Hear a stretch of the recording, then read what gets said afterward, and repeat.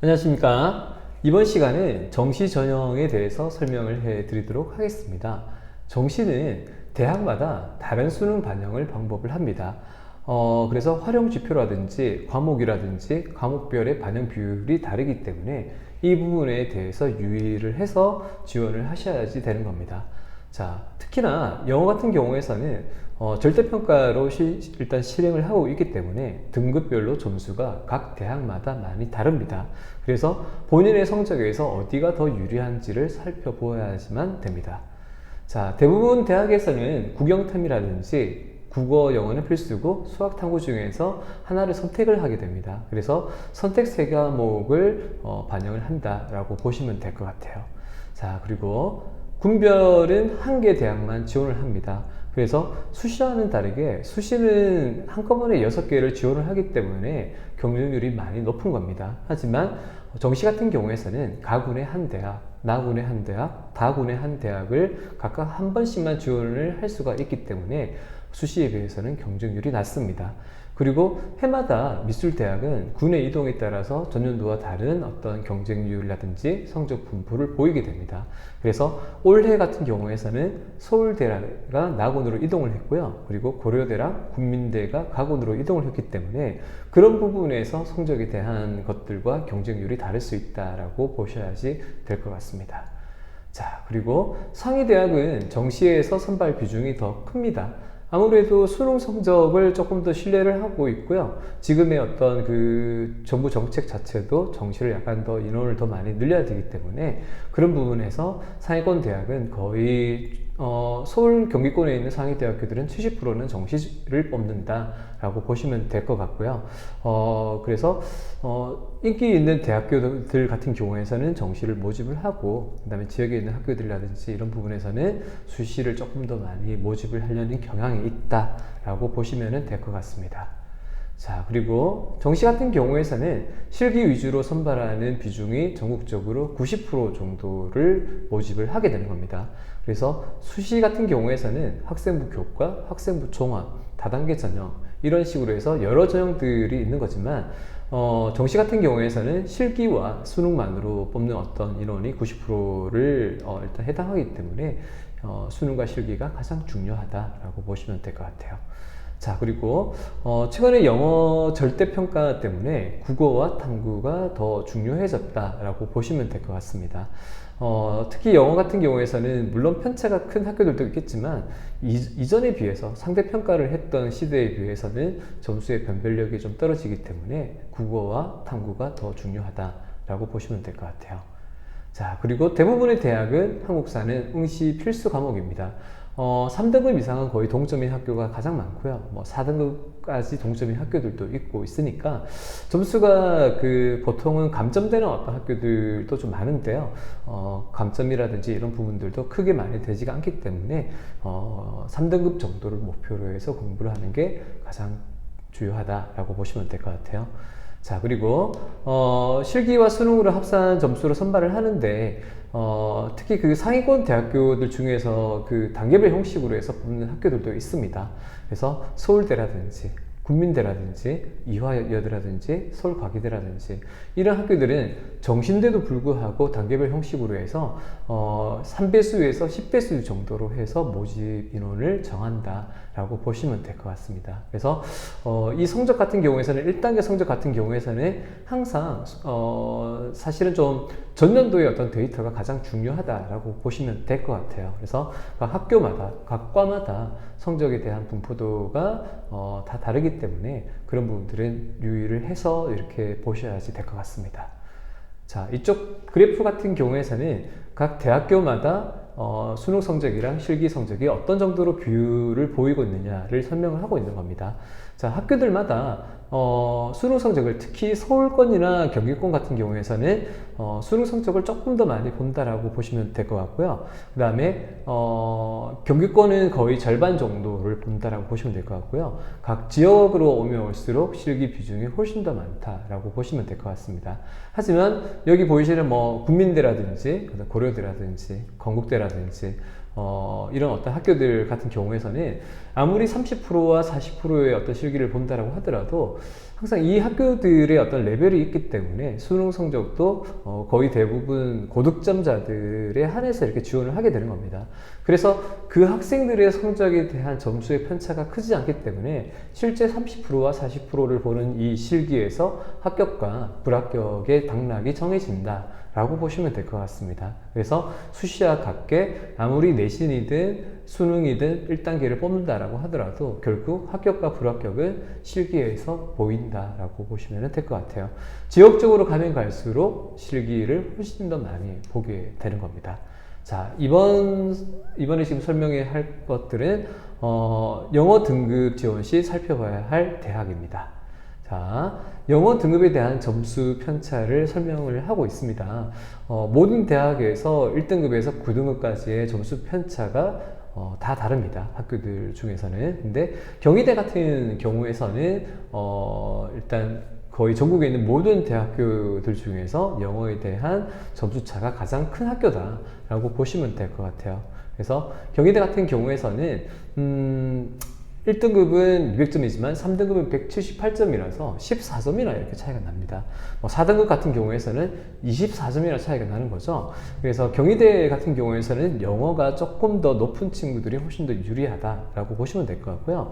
나머지 여기 지금 그래프에 있는 것들을 보시면은 거의 대부분 학교들이 1등급에서 3등급 아니면 1등급에서 4, 5등급까지는 점수 격차가 크지 않다라고 보시면 됩니다. 물론 영어 성적이 1, 2점, 2, 3점 이런 것들이 적은 점수는 아니지만 예전에 비해서 영어가 상대평가였던 그 시대에 비해서 조금 좀 많이 좀 낮아졌기 때문에 탐구라든지 국어라든지 그 배점이 조금 더 중요하다고 보시면 될 것 같고요. 그래서 한 3등급 정도 이상이면은 그래도 웬만한 대학교들은 다 지원을 할 수가 있다라고 보시면 되고요. 물론 국어랑 탐구를 더 높은 점수를 받아야 되겠죠. 그래서 2등급이면은 정말 훌륭하다라고 생각하면 되고 3등급 정도를 받았을 때는 미술대학을 지원하는 학생들 중에서는 아주 괜찮은 성적이다라고 보시면 될 것 같습니다. 마찬가지로 한 4등급, 5등급 이런 어떤 친구들도 있겠지만 상황이 좀 다를 겁니다. 지금 학생들이 고1이다, 고2다, 고3이다 라는 거에서 상황이 좀 다를 건데 당연히 고1이랑 고2 같은 경우에서는 영어 공부 열심히 하셔야 됩니다.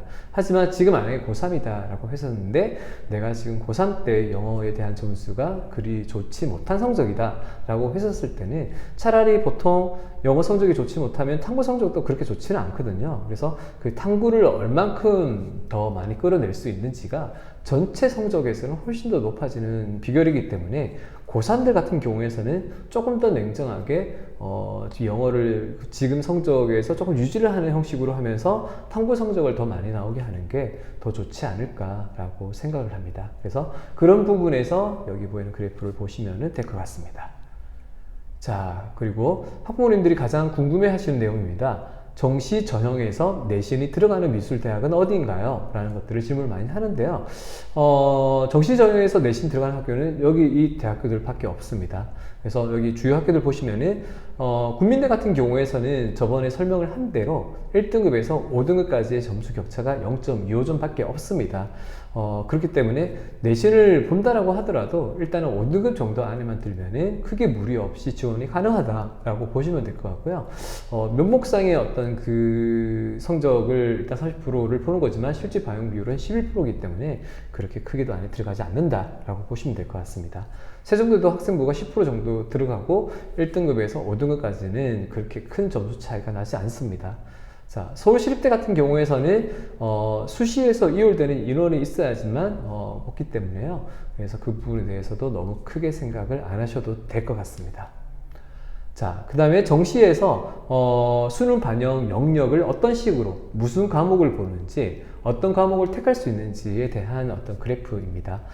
그래서 제일 왼쪽을 보시면은 영역수라는 게 있습니다. 영역수가 2면은 두 과목을 본다는 얘기예요. 그래서 국어랑 영어랑 탐구랑 수학이랑 이런 것들 중에서 어떤 것들을 두 개를 본다 이런 것들을 보시면 될 것 같아요. 그래서 서울대는 국어랑 탐구는 필수로 보는 거고요. 영어랑 수학 같은 경우에서는 감점제로 해가지고만 이렇게 보는 겁니다. 한국사 같은 경우도 마찬가지고요. 그리고 홍익대 같은 경우에서는 세 개 영역을 보는데요. 국어랑 영어랑 탐구랑 수학 중에서 세 개를 선택을 하게 되는 겁니다. 그래서 세 개를 선택할 때 또 수학을 선택을 안 하면 되기 때문에 보통 일반적인 대학교들은 거의 다 국영탐이다 라고 보시면 될 것 같습니다. 수학을 보는 학교들은 명지대라든지 그 다음에 서울시립대가 2월 인원 있었을 때 뽑는 인원들 정도밖에 없다 라고 보시면 될 것 같습니다. 자, 그 다음에 서울과기대 같은 경우에서도 국어, 영어, 탐구를 선택을 하게 되고요. 건국대 같은 경우에서도 국어, 영어, 탐구, 수학 중에서 탐구와 수학 같은 경우에서는 택해서 이렇게 선택을 한다라고 보시면 될 것 같습니다. 거의 대부분의 학교들을 이런 식으로 다 보시면 될 것 같고요. 수학이 필수 있는 학교는 조금 전에 얘기를 했고 나머지 학교들은 거의 대부분 다 국어, 영어, 탐구를 위주로 하고 두 과목도 이렇게 보는 학교라든지 그 다음에 영어가 감점제가 있는 학교들이 있으니까 그런 부분에서 참조해서 보시면 될 것 같습니다.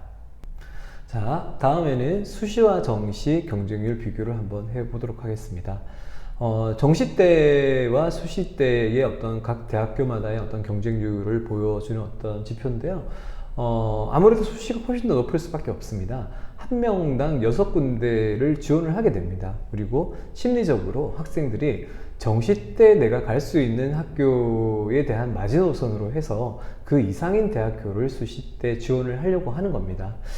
최근의 분위기도 마찬가지고 조금 더 상위권 대학을 지원을 하고자 하는 학생들이 좀 더 많습니다. 하기 때문에 수시 같은 경우에서 경쟁률이 높은 이런 학교들 같은 경우에서는 거의 다 대부분 다 서울 경기권이라든지 지역의 국립대라든지 인기 대학들 위주로 해서 경쟁률이 높을 수밖에 없다라고 보시면 됩니다. 그래서 한 명당 6군데를 넣기 때문에 정시 때는 그 군마다 한 번밖에 시험을 치지 못합니다. 하기 때문에 거의 6배에서 뭐 10배까지도 이렇게 오르는 경향이 있습니다. 그래서 수시가 정시보다는 훨씬 더 높은 경쟁률을 보이고 있고요. 그런 부분에서 본인이 어떤 정도가 유리한지, 내가 수능 성적이 조금 더 유리하다라고 한다면 경쟁률 자체도 조금 더 많이 낮은 어떤 선택으로 해서 갈 수가 있는 거고요. 실제로 정시 같은 경우에서도 뭐 수시도 마찬가지이긴 하지만은 경쟁률이 뭐 10대 1이 나온다라고 하더라도 실제 경쟁률은 뭐 가군, 나군, 다군 다 붙어서 다 갈 수 있는 게 아니기 때문에 한 군데만 선택을 하기 때문에 실제 경쟁률은 그거보다는 조금 더 낮다라고 보시면 됩니다. 그래서 뭐 경쟁률이 10대 1인데 실제로 후보까지 다 생각을 한다면은 경쟁률이 뭐 한 7대 1이라든지 뭐 그 다음에 뭐 6대 1이라든지 뭐 이런 식으로 해서 조금 더 내려서 볼 필요도 있다라고 생각을 하시면 될 것 같습니다. 하지만 인기대학교 같은 경우에서는 후보가 또 많이 빠지지 않기 때문에 최선을 다해서 1차에서 합격을 하셔야지 될 것 같습니다. 그래서 여기 보이시는 서울여대 같은 경우에서는 실기가 100%입니다. 실기가 100%이기 때문에 당연히 실기로 자신 있는 친구들이 다 이렇게 지원을 하게 된다라고 보시면 될 것 같고요. 성신여대 같은 경우에서도 거의 70% 정도가 실기이기 때문에 경쟁률이 높습니다. 나머지 학교들 같은 경우에서도 뭐 단국대라든지 이런 학교들도 일단은 인기 대학이기 때문에 경쟁률이 많이 높지만 정시 때는 수시 때랑은 좀 많이 다르다라고 보시면 될 것 같아요. 뭐 경희대라든지 상명대라든지 이런 어떤 학교들 같은 경우에서도 수시와 정시의 격차를 크게 이렇게 보이는 어떤 학교다라고 보시면 될 것 같아요. 아무래도 수시가 실기 비중이 좀 많이 좀 높기 때문에, 그리고 6번의 기회가 좀 많기 때문에 경쟁률이 많이 높은 겁니다.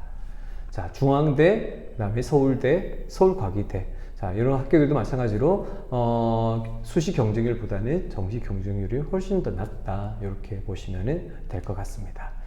자, 그래서 주요 대학교들만 일단은 설명을 해드렸는데요. 각 지방에서도 마찬가지로 수시가 정시보다는 2배 이상은 더 높은 편입니다. 그래서 2배에서 3배 정도 더 높기 때문에 그런 부분에서 정시를 어느 정도 생각을 하니까 수시 때 어느 정도까지 대학을 지원을 할 것인지를 특히 지금 고3들은 지금부터 고민을 좀 하셔야지 될 것 같고요. 여기 보이는 1학년들, 2학년들 학생들이나 학부모님들 같은 경우에서도 우리 아이의 어떤 그 성적이라든지 실기를 조금 멀리 이렇게 보시고 계획을 잡으셔서 생각을 많이 좀 해주시는 게 좋습니다. 이 부분에서는 다시 말씀드리지만은 한 번쯤은 개별적으로 이렇게 상담을 오셔가지고 성적이랑 내신 성적이랑 정확하게 이렇게 데이터를 뽑아서 저랑 얘기하시는 게 가장 좋을 것 같습니다.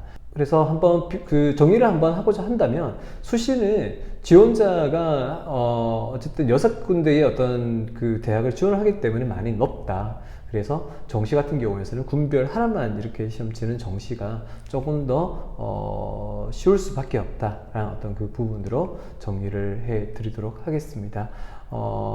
전반적으로 전체 어떤 그 대학교에서 수시와 정시에 대한 설명은 이것으로 이제 끝나는 걸로 할 거고요.